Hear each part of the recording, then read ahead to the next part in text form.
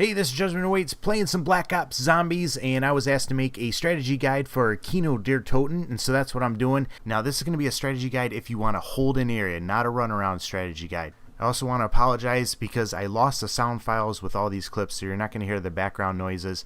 And also, too, I lagged out at round 19, so luckily I was able to re-record this with my friends, but one of the people changed, so if you see somebody changing mid-game, that's why. Alright, so we're spawning in here. You're going to spawn into the lobby area of this theater. There's 4 windows, one right there, one back by Paka to the right there. And let me go back to and show you the stone. If you press X on this stone and 2 other stones, which I'll show you, it will play a song. That's kind of like the Easter egg thing. Here's the gun that you're going to want to buy. It's 500 points, so you can buy it right away. And there's the other window right there. So I'm going to go back to my spot. Now the first 4 rounds is all about maximum points. So I'm going to shoot the zombie 4 or 5 times and then knife him. But I'm going to wait for him to rip down all the boards so that I can rebuild that window and get those points from that as well. Now you can wait till he comes out, or you can just go ahead and knife him. I was just in a hurry, so I just went ahead and knifed him, and I'm going to rebuild the boards and get those points. Alright, on to round 2 because nothing else happened, so I fast forward. Now this time you're going to shoot the zombies like 10 times, or you just put a full clip into them and then knife them. So full clip into them, maybe I'll put 2 more, there we go, and knife them. That's going to maximize your points. If you can get them to line up like that, you know, you're going to save bullets by shooting them in a straight line. So put that full clip into them and then just knife them. Now the nice thing about letting them come out is sometimes they drop things like that. So sometimes it's a good idea to let them come out and you can get max ammos and things like that. So we got a ×2, which is going to be really nice because when you knife them and take them down, you get a lot of points, and when it's doubled, it's even better. And then one of my friends gets a max ammo. So we're looking good. Alright, on to round 3. Now the way to maximize your points is figure if you're using your pistol about 5 bullets per round. So almost 2 full clips into a zombie and then knife them. If you're using your rifle, you subtract, this is round 3, so you subtract 1 from that, you'd hit them 2 times and then you'd knife them. So if it's round 5, you'd shoot them 4 times with your rifle and then knife them.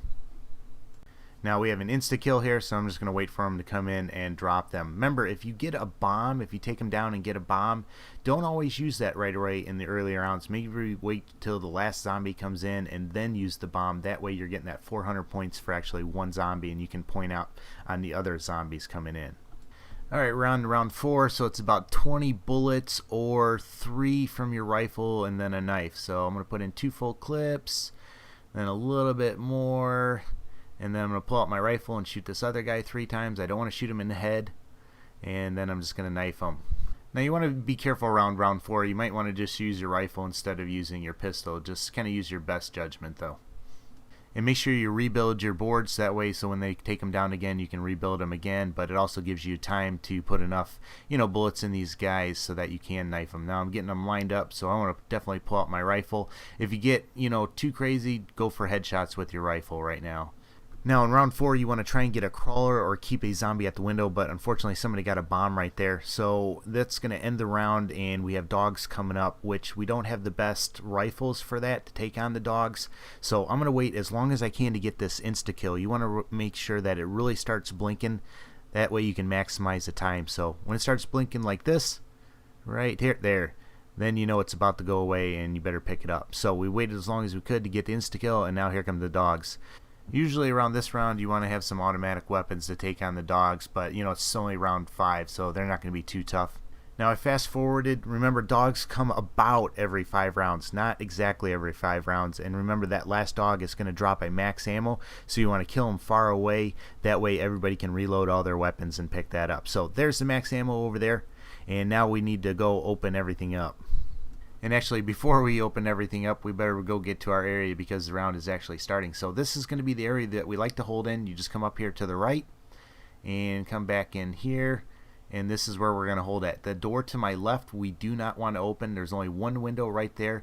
Now the zombies will drop down from up in front, but I'll show you a little trick to handle them. And I'm going to pick up this little wussy gun right here just to help get through the round. Alright, so like I said, this is the area. There's a zombie that actually popped through the roof that you have to be careful of. And you're going to have a guy right back there at the window, and they're normally going to come from this area or through that roof area. Now I'm going to skip ahead to the end of this round. Make sure that you try and get a crawler at the end of this round, or you have somebody holding a zombie at the window. So I don't want to get that bomb because obviously that's going to end the round and restart the next one. So we just want to keep that crawler. And I'll go into the strategy of holding this room here in a little bit, but I kind of want to show you the other basics of this map. Now the first thing that you want to do is get the power turned on and kind of open up the place, so we're going to do that, and I've sped this up. Now we usually have a rule that whoever has the most points, they're the person that opens the doors, because we want everybody to be about the same when we eventually get to the box. You know, that way it's fair. You know, the better off your teammates are, the better you're going to do. Now here's the second rock that I told you for that Easter egg. It's right in this room, so you just press X on that, and they'll give you some audio clues when you press X on it. They'll say some things, but here is power. We're actually on the stage, so you just turn that on. There's claymores that you can see. Now I'm going to run and get Juggernog. That is the best perk in the game. And see this right here, that board right there? It shows the location of the mystery box. So you want to look on that map, see where the green light bulb is, and then you'll know where the mystery box is. So now let me show you the third rock that you have to do to play the song. There's the third rock. You press X on it and you're going to get that mystery song that comes up and plays. And let me give a shout out to Paka, because he's the one who actually showed me that Easter egg. But now that we got the power on, it's time to go hit the box, and the box is right in this area right now where that light is. And this is the area that if you go up the stairs, you do not want to open up the door up the stairs, because that is the door that leads into the area that we want to hold, and we want to keep that door closed. So don't open that door. Now I fast forward here again because the box moved, and we're going over here to get into it. And I'm going to show you two cool weapons in here. There is the crossbow. That is actually pretty fun and a pretty useful weapon when you're playing 4-player. So I'll show you what to do with that. And then Camp hits the box, and I think she's going to get the Thunder Cannon, or the Zeus Cannon I should say. That is a really useful weapon to get. And then I'm going to hit the box, and I think I get monkeys.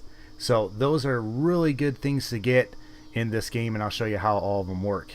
And before I show you those things, let me show you how to link up the teleporter. You go into the teleporter, it's in the stage area, press that X to start it, and then you got to run back to the lobby and hit X on this pad. And the way to know that it's linked up, that cable right there looks like it's got that electricity or juice flowing through it. Now let me show you one of the fun things to do. I've got the 1911. That's the original pistol that you get when you start the game. I'm going to pack-a-punch it, and what you get is the Mustang Sally, and you get a dual-wield pistol that basically shoots little missiles out of them.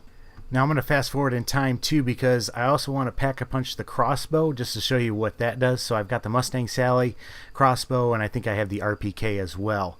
Now in case you don't know, if you want 3 guns, you have to get the Mule Kick perk, and that is actually located in the room that we are holding in. So that's how I have 3 guns. And I'd also recommend getting Quick Reload as soon as you can. So Juggernog, Mule Kick, and Quick Reload are 3 perks that you really need in this game. You might want to get Quick Revive too as well.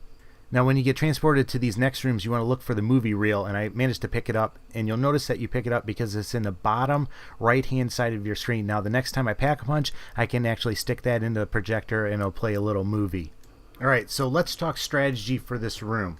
Alright, you have one person back at the window. Their job is to hold that window, maybe get a crawler back there if possible, or just hold a zombie at that window. Then you have one person by this column up in front. That's KRZ.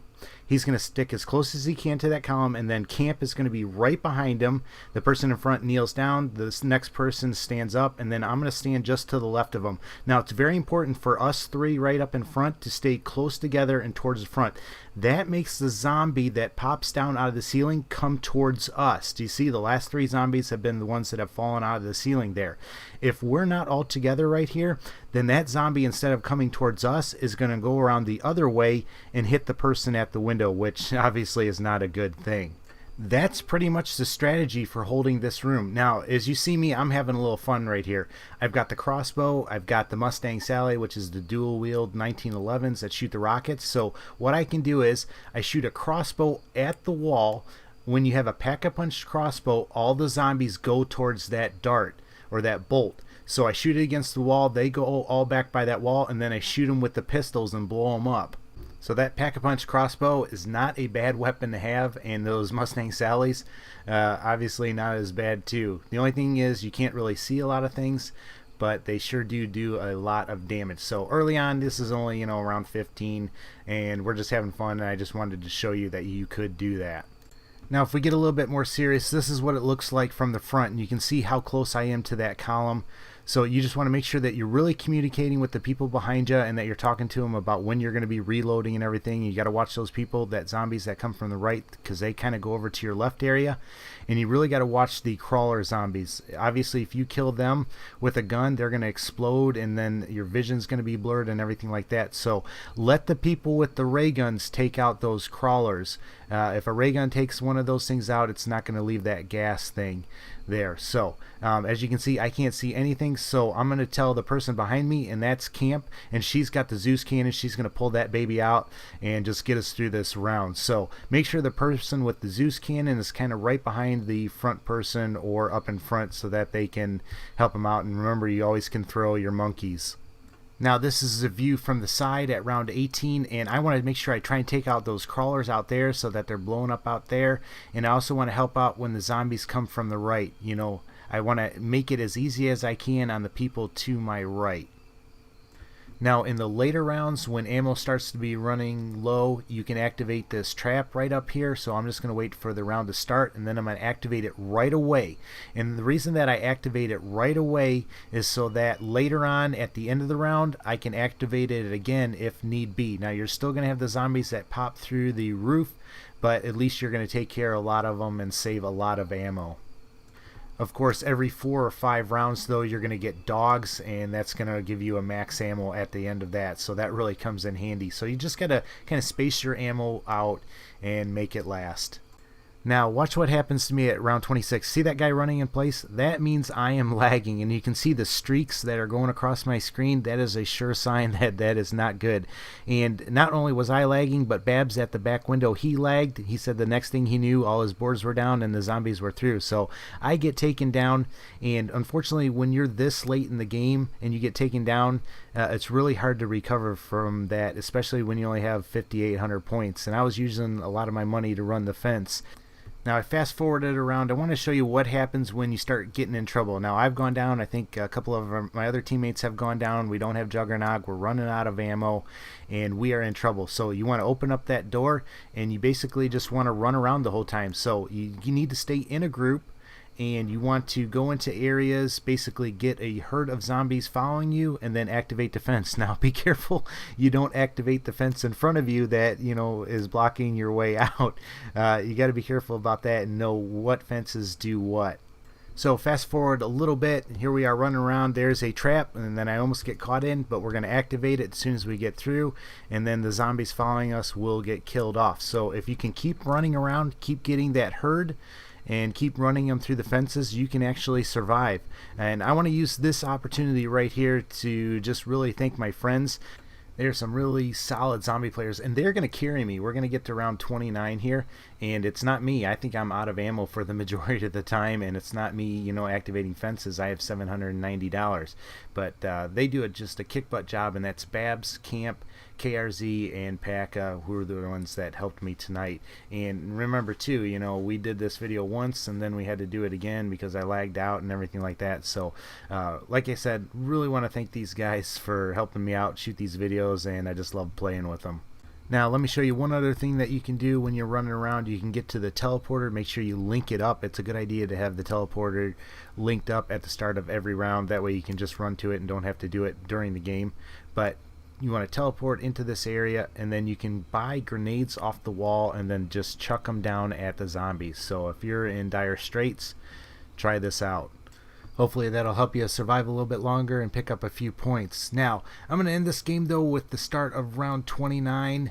We're going to pick up the AK-74 off the wall, and we got what we wanted. It was dogs, but unfortunately there was only one of us that survived the last round, so the rest of us don't have any perks or anything like that, and we actually end up going down to dogs, which is pretty sad because we thought for sure we could get through the dog round and into round 30 for you. But like I said though, I think if you follow this strategy and you're the type of people that like to hold an area, you are easily going to be able to get into round 30. I'm very confident that we would have been able to if we wouldn't have had those connection and lag issues. I know there were multiple times where we were running around saying, I'm lagging, you know, and unfortunately there's nothing you can do in those situations. But hope you like this video. If you're new to my channel, make sure you check out my zombie playlist. I have a lot of the different maps on here, and I give strategies both for holding an area and doing the runaround thing, especially if I'm playing solo. And you don't have to worry about listening to somebody swearing and putting a bunch of garbage in there. But if you got any questions about this map or this strategy, feel free to leave them for me and let me know what you think of this. As always, though, take care and God bless.